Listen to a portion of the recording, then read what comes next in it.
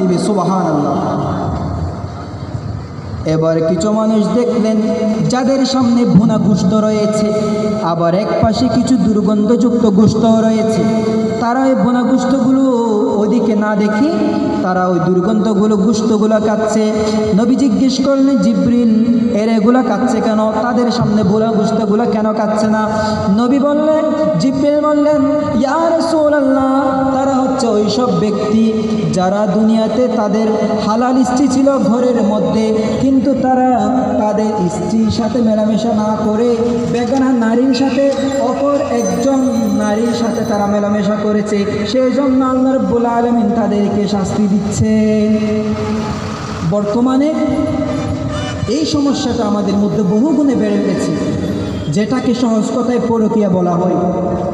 আপনার ঘরে আপনার বিবাহিত স্ত্রী আছে, সে আপনার জন্য হালাল, কিন্তু নিজ স্ত্রীর কোনো খবর নাই, আরেকজন স্ত্রী নিয়ে পড়ে আছে।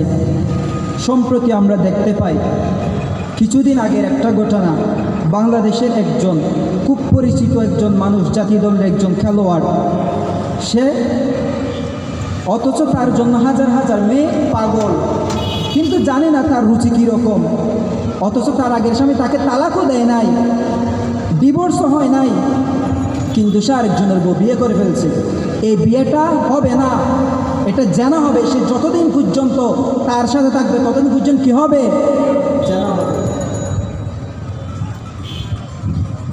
এবার কিছু দূরে যাওয়ার পর দেখলেন কিছু মানুষ, তাদের পেট এত বড়, তাদের বুড়িগুলো বড় বড়, তারা দাঁড়াতে গিয়ে আবার পড়ে যাচ্ছে, আবার দাঁড়ানোর চেষ্টা করতেছে, আবার পড়ে যাচ্ছে।